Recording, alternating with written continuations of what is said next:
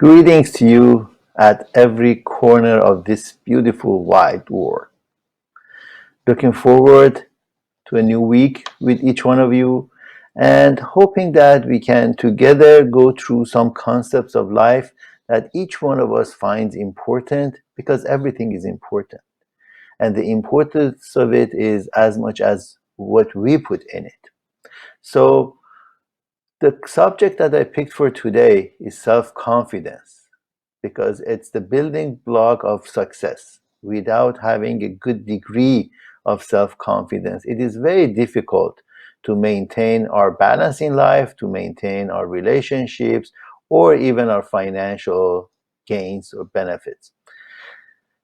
Just jumping into the subject, we need to differentiate three different subjects or topics that they all relate with self confidence, however, they're different.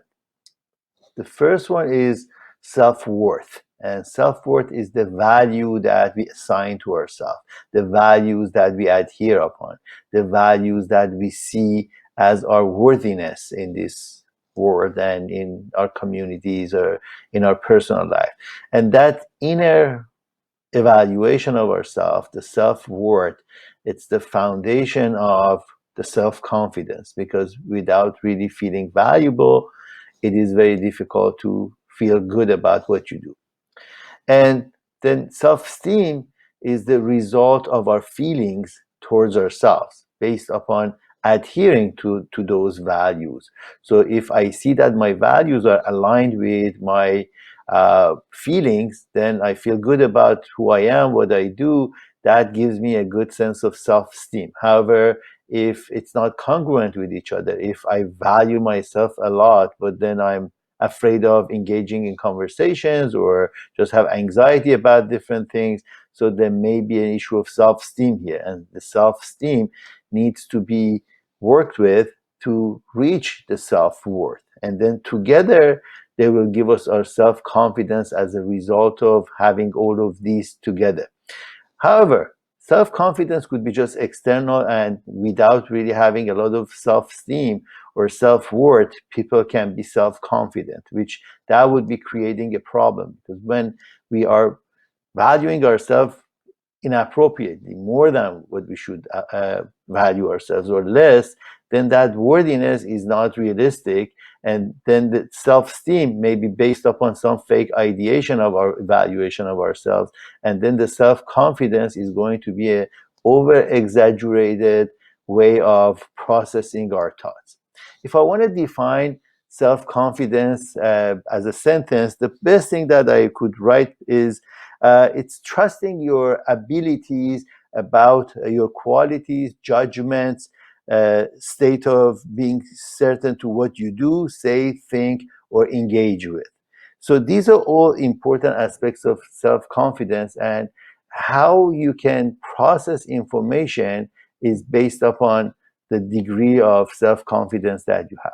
If you have a low sense of confidence, that means that in your past performances, maybe you have failed to create what you wish for. Maybe you didn't have the capability to do what you were told to do. And in both of those cases, if it's about you or other people's expectation of you, there is a sense of defeat, sense of loss, sense of not being good enough that could come to the surface, and then that would show as lack of self-confidence or low self-confidence. I have asked our engineers to use one of the videos that I found. It's again from Britain, and it's from the School of Life. I find this short animation really interesting because it talks about a lot of the subjects that we are continuously talking about, especially in the issue of confidence and worthiness. So let's take a look at this together as we're going to that video, and then we can discuss the topic of self-confidence after this. What often distinguishes fulfilled from unfulfilled lives is an ingredient that's not part of the educational curriculum and that can sound vague, silly, and Californian in the bad sense. Confidence. It's humbling to realize just how many great achievements haven't been the result of superior talent or technical know-how, merely that strange buoyancy of the soul that we call confidence. Why is confidence so easy to lack? Partly, it's a hangover from the past. For thousands of years, for most of us, there simply were no opportunities for hope. We were serfs and slaves, and the central psychological survival skill was to keep our heads down and our expectations low. Each of us still carries a little of the legacy from that past, an attitude of inner serfdom that threatens our spirit deep into a democratic, technological modern age. Hope can feel dangerous. There might in addition have been parents who sent out subtle messages. People like us don't. Who do you take yourself for?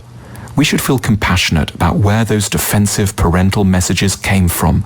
They were a protection, a survival strategy, and an escape from humiliation. School didn't necessarily help either. It wanted us to be good boys and girls and taught us to trust in established authority. But we may naively have gone on too long putting too much faith in existing institutions and now suffer from doing whatever is asked of us a little too obediently. Part of becoming an adult seems to be to embrace the painful realization that grown-ups don't actually have all the answers, and therefore that we have every right, indeed a duty, to break certain rules and think things through independently. We need to learn a calculated form of disrespect, which can be a surprising thing after 20 years or so of enforced obedience. We need to learn a constructive suspicion of authority, a path between total compliance on the one hand and sullen skepticism on the other. In addition, confidence seems to involve a courage to accept imperfection. It's tempting never to get going when everything has to be perfect. But that's a recipe for remaining under the bed. And yet how often so-called great lives have been riddled with errors that nevertheless didn't sink them? Confidence begins with a capacity to forgive oneself the horrors of the first go. Death is a necessary thought too. We should use it not to further sadden us, but to scare us fruitfully into taking some action. Our fear of messing up should give way to the only real danger there is, that of never trying. If you like our films, take a look at our shop, theschooloflife.com/shop. You'll find lots of thoughtful books, games, stationery, and more. Thank you so much for playing that video. As you can see, the issue of confidence is not just a surface matter.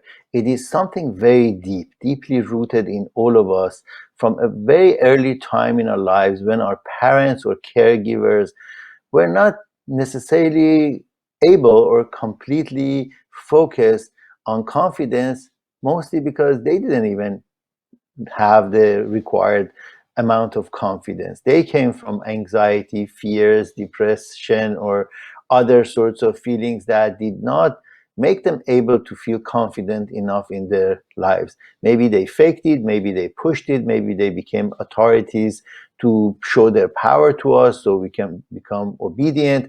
From all of those, the degree of our self-confidence could be fluctuating from a low degree to a superimposed degree, which is kind of borderline arrogance and narcissistic behaviors.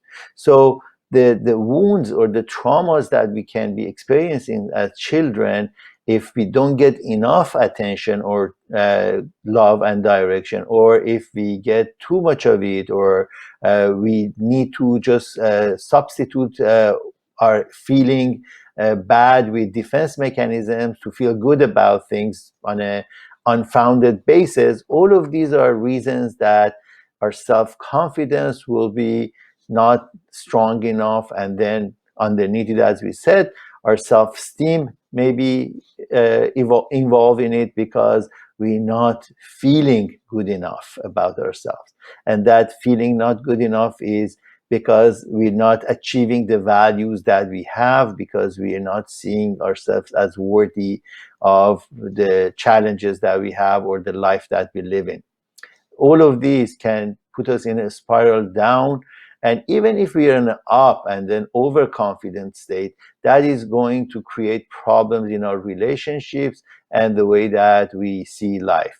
Uh, Regretfully, somewhere in between all of these, we get lost under the feelings, and because we're not necessarily understanding our feelings, we're going to be struggling with these emotional reactions, and our lives become more hectic than it really should be. Yes, life is not easy, life is difficult, it has challenges, but at the same time, we are powerful beings. We have that source inside of us that we speak about in each program, that divinity, that oneness, that algorithm of everything, that zero and one that's inside of all of us. And systematically, because of this algorithm or this functioning, universal functioning of our energies, we have capabilities. Honing into these capabilities sometimes becomes challenging because we're not realizing the feelings as we described. So you may ask me now, what can we do? How can we get more aware of the areas or the situations that we would like to attend to, and how we can improve upon our self-confidence? How can we create more of a balanced situation in our lives, that we're not going up or down, we're not fluctuating so much, we're not lost? Okay, so I have chosen 8 important principles that I believe there can be a good foundation for building confidence. The first one that I want to talk to you about is questioning your inner critic. Inside of us, there is a child, and this child is the ego, or the part of our childhood in experiences or understanding of self that has created the protections or the ways that we behave towards ourselves and others in the later days. So this critical child inside of us is questioning the adult. And if the adult is not awake, if the adult is not aware, if the adult is not present to understand there is another dynamic, another entity inside of us that's questioning what we do, imagine what would be the results. We are not feeling confident because somebody is always asking us for something different, and we're not good enough, and why can't you be this way? Or makes decisions for us that these decisions are not really well thought of. They're not focused on the adult like mind, which is making good decisions. So it's actually reacting versus responding. That critical child inside of us is reactive and does not function assertively in a harmonious way to respond to situations. Working with this inner child is really important. So please realize that there is an entity inside of you that's questioning you. When you're aware of that, then let your adult part answer these questions carefully and differentiate between the childish ways of thinking or reacting and where the appropriate adult wise answers are. So that's really an important foundation into building self-confidence and self-esteem. The second one is focusing on your small abilities, because we all have some abilities, and even though they look small to us, but then they're still abilities. So if you're good at something, why don't you focus on what you're good at? If you're a good writer, why don't you write more and just utilize this writing into making a more understanding of yourself, and even making it a career or making it a part of your hobbies and day-to-day life. So any small values or assets that you find in yourself are worthy of considering and building upon, because once you focus on one and you can grow it, then you find other ones that are there side by side of this one. From every development, there is a new development that comes into your focus, and then you can pay attention to that, and you can make a better life and a better living for yourself by just acknowledging your values, your capabilities, your intelligence, your areas that you can be good at. It could be anything. It could be playing cards, and if you're good at playing cards, even that, becomes something of value, because now if you become a professional player and you don't lose sight of going the other way and make it a addiction, it's going to be fulfilling, just like anything else. So anything of value could be considered and utilized. The third one that I want to talk to you about, it's stop doing what you don't appreciate in yourself or others and do what's working. So if you see something that you don't like, definitely you notice it in other people and you see that how they do something that they trigger you. Be aware that if you don't like something, maybe some of that is inside of you.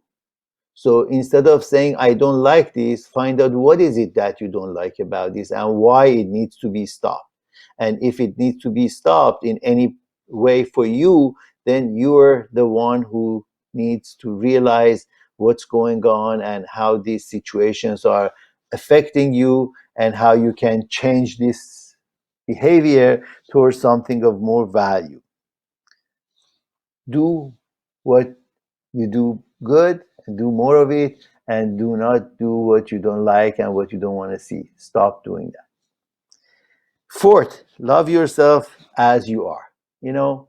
That's a subject that we've been talking about almost every time, loving yourself. And sometimes it's not easy to love ourselves because we see ourselves as failed or inappropriate or unsuccessful or other reasons. So that self-love is the foundation of doing anything positive, because if you don't love yourself, then really your love for others are not meaningful. It doesn't come from a true love. It comes from a neediness, or becomes from overprotection, or any other reaction, again, that is not appropriate. So self-love is when you are truly valuing who you are and what you want and what you live for. And that goes back to self-worth. So when you love yourself, then you see that you're valuable and you're adhering to your values. That's all you need to do to show yourself you love yourself. If you have certain values, and these values are win-win for everyone, and then if you are aligned with doing these tasks in regards with those values, then you're showing that you love yourself, that there is no question about it. But if it's not aligned, and if you're wanting something but you're doing something different, that's not self-love. So self-love is an important concept. Remember that each one of us is unique and different, and this uniqueness is not a problem. This is actually an asset, because your uniqueness is what makes you different from anybody else and makes you valuable. So instead of worrying about your differences and you're lower or you're higher, just focus on how this difference is making you motivated to create something of value for yourself and then for others. Next one is investing time in learning. So to make good decisions, to make responsible choices, you need to have certain knowledge or wisdom. And we're not born necessarily with everything that we know today. We have some innate capability of understanding some things as we grow up, but then our learning as a child and as an adult becomes our tool for growing and going further in life. As long as we live, we're growing up. And even if we're getting old, it doesn't mean that we cannot grow. Growth is not just in the physical sense, it's not just in the wealth sense. It's about our being, the vibration of our being expanding beyond its present position. Because if we're stuck in this position and we're not growing, then we will rot. We're like a water that instead of flowing in the river, it's stuck in a puddle, and in this puddle, it starts rotting, smelling, and being dark. That's who we are as human beings. And we can feel bad about ourselves. We can feel stinking, rotten, and unhealthy if we're stuck in situation. And learning and acquiring knowledge is very helpful to flowing, to have more viability to go forward and not be stuck, because now we see other options through our learning. My best clients are generally those who have a certain degree of education, and that education or learning helps them to grow, and that's what makes them interested. So really focus on learning something as much as you can on a daily basis, even if it's learning one word in a language that you like, even if it's one formula about success, even if it's one of these 8 steps that we're talking about right now. One of them is good enough to learn.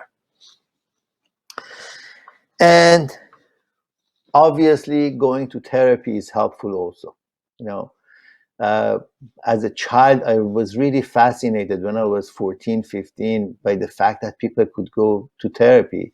In my country, Iran, really at that time, there was no therapy. I was just watching Woody Allen movies and see that, wow, people can go to therapy and you can talk to someone. And then I can see now this is one of the best things that anybody at any condition can do for themselves. Doesn't matter how wealthy you are or how poor you are, there is always help in different uh, levels, and you can always find the appropriate help in your communities. You can reach out in many different ways, and today online possibilities are tremendous. So I really recommend that if you're stuck in any situation, get help. Find someone who you trust and you can learn from them, and you can go forward in creating more emotional stability for yourself. That will help you a lot with your self-confidence. That shows you that you care about yourself when you ask for help. That shows you that you want to grow. Okay, so taking that step is really important in our process. Number 7, be at cause. Whatever you do or whatever happens to you, the responsibility is still yours because you're living this life. And regardless of the circumstances, regardless of the situations that are out there, you put something into that situation. Either you can be indifferent and don't do anything, which still affects you further, most probably in a negative way, because your inaction is not going to take you out of your situation. Or if you're struggling too much and you're overburdened, then your anxieties are not going to be helpful, and then you still do not see yourself at cause, and you see other people creating anxiety for you, and then you become somebody who blames everything and everyone, who's consistently condemning others in this world, and not accepting their own personal responsibility for what is happening to them. We all have certain responsibility towards our outcomes, and we cannot just say that this is an act of God and this is just happening to me. Even if it is an act of God, you still have a choice to change the direction, because God is not there to judge you to make yourself better. If there is any God out there, that God, which is joy and living a good life, is not punishing you, is not making you go worse. So if you make good decisions, the power, the energy is behind you and get you further ahead and make you successful. And then the last one that we want to discuss is the courage to accept imperfection. Okay, we're not perfect. You know, in many of our conversations, we have discussed that we can only be perfect when we die, because as long as we live, we cannot attain a perfection, because our energetic way of vibration is not consistent, is just moving. It's just like electricity with a plus and a minus flow into the system, the surge that is in there to light up a light bulb. So as long as this energy is going back and forth, it's not consistent. That energy is only perfect when it's disconnected, because there is nothing there to go up and down. Accept that you can make mistakes, and then that's not the end of the world, because you can correct them and you can learn from them and you can go forward. Learning how to answer to yourself, learning how to respond to situations, even if they're not going the way that you want, is making you confident. Because at the end of the day, you make one step that changes the direction and changes the situation, and you can realize that you have power in this and you're not stuck with the outcome because other people are putting you in that situation. You feel empowered when you take steps regardless of any failures, right? So if you like all of these and then you still want to practice all of these, I highly recommend going to our website, wheelofwellbeing.com, and go and take the wheel test or the quiz. Is there to show you just the basic guidelines of how it is. Is it well rounded? Is it affecting a good range of different subjects in your life? Or there are some places that you need improvement, you need to focus, you need to learn more, you need to create more balance. And from that balance, you can build self confidence. We are confident when we are not in danger. We are confident where we feel secure. Insecurity is because in some places we lack something, or in some places we do too much of something. So when we are in that equilibrium, when we're in that harmonious way of going back and forth, like the ocean, when it's really wavy and it goes high and low too fast, is endangering the ships on the water. And if it's not moving at all and it's stuck, there is really no movement and there is no wind to take the sail away and to get you across the ocean. So there must be a balance in this ebb and flow, and the ebb and flow of each one of us requires balance, and through this balance you learn more about yourself. When you are on wheelofwellbeing.com and you take the wheel test, then you may come across many different tools that we have provided for you. There is a mini course called 10-Day Balance, and through those 10 days, you can really figure out in what areas you can function better, you can perform better. And there is my audiobook, which is a part of your gift when you register as a member on the membership site of Wheel of Wellbeing. You will have all of these tools, plus exercises, plus hypnotherapy work that my life partner, my wife, Coach Bonnie, and myself, Dr. Daniel Sadiq, we have created for you at Wheel of Wellbeing. Created this wheel based upon the wisdom, ancient wisdom of balance, which is a part of life. It's not something that is strange or foreign. It's something that we're all capable of doing. And if you look at the cover of this book, there are two people, a man and a woman, on a tightrope on two wheels, and these two wheels are allowing them to sit, on a unicycle and even play ball and throw things at each other in harmony and in balance. That's how life is. We are all individuals responsible for finding our individual balance on this tightrope, and in relationships, we can play with each other in a healthy way. I wish you a good day for the rest of the day, and hope to see you soon with our next program. Have a beautiful day for now. wheelofwellbeing.com is the answer to finding your confidence. Thank you.